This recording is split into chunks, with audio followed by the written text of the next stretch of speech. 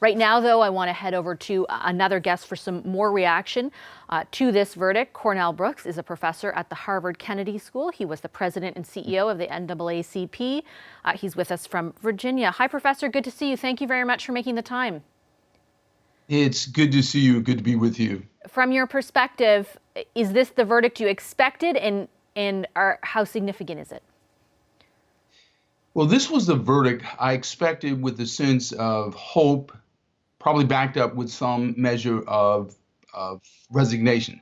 So my response in this moment is much like the country, a combination of country and certainly in America, but across Canada as well, a sense of relief and resolve. Relief that this verdict has come down in such a powerful way, that is to say, guilty on all three counts, but also a sense of resolve in the sense that Derek Chauvin was on trial, but also on trial, certainly morally speaking, is the industry known as policing.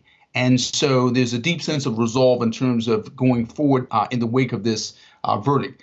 It is an incredibly important verdict.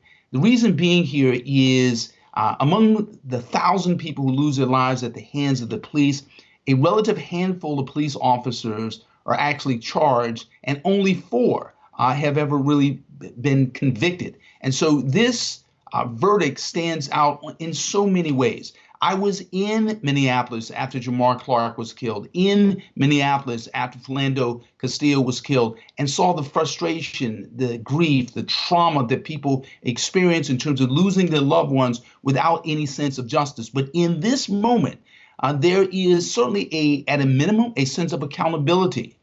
There's not a sense of justice in the sense that George Floyd cannot be resurrected or brought back, but we know this. Derek Chauvin has been held accountable, will be sentenced. He left that courtroom in handcuffs, the same kind of handcuffs he used on George Floyd before he murdered him. So that is a sign and a symbol of accountability and justice in this moment, and certainly speaks to the deep sense of relief all across the United States and literally around the world. And do you think that that sign of accountability will have a more permanent or long-lasting effect? I ask because my colleagues on the ground in both Minneapolis and Washington were just interviewing guests live on the air who had come to those locations in anticipation of the verdict, to listen to the verdict. And they were relieved, the words they were using, to hear what happened, but not overly optimistic that any kind of permanent change would be produced. They're frustrated, obviously, by the list that you read out, for example, where justice, in their opinion, had not been served. So from your point of view, do you think this has the potential, I guess, for long-term change?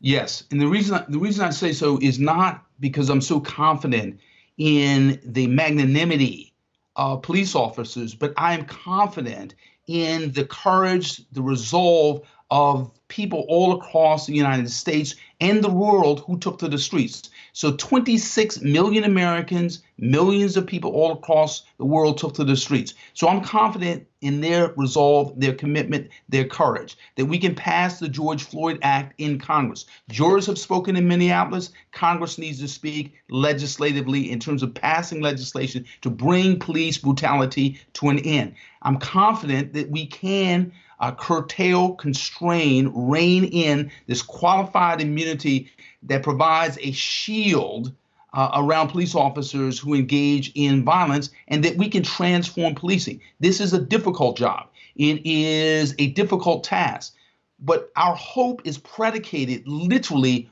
on the depth of the resolve of people in the streets. So in other words, yes, people are relieved, but they're also committed and determined to bring this 21st century form of lynching to an end. And I can tell you, as a civil rights professor, lawyer, and a former CEO of the NAACP, lynching lasted for a long time. The kind with ropes and with people dressed up in Ku Klux Klan robes. But we eventually brought that form of lynching to an end. We can bring this form of lynching to an end. And that's a measure of our belief in ourselves as citizens, not so much a matter of belief in policing as a profession.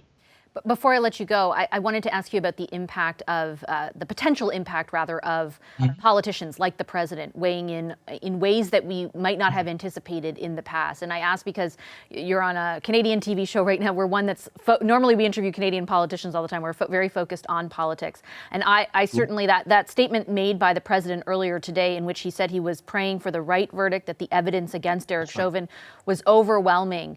What did you make of that? I think it's incredibly important and powerful. Joe Biden supported the crime bill back in the 90s. President Joe Biden has been endorsed by many unions, including police unions. He has been known as someone who is pro-law enforcement. The president is taking the position that we need accountability in terms of this trial, but also in terms of policing in the United States. So it is incredibly important, incredibly powerful that the president of the United States is in a sense, in a more profound sense, standing on the side of victims of police brutality. That is incredibly important because it sends a signal to everybody else. If you're standing on the side, robotically, reflexively, automatically on the side of law enforcement, no matter what, you're on the wrong side of morality and on the wrong side of history. Stand on the side of people who simply want to live their lives with their humanity and their bodies intact. This is an important statement by the president and one that speaks to where we are as a country and the world. Okay, Professor, I'll leave it there. I appreciate you sharing some time with us this evening. Thank you so much. Thank you. Cornell Brooks is a professor at Harvard Kennedy School and a former president and CEO of the NAACP. Hi, I'm Vashi Capellos, host of Power in Politics. See more of our show by subscribing to the CBC News channel or click the link for another video.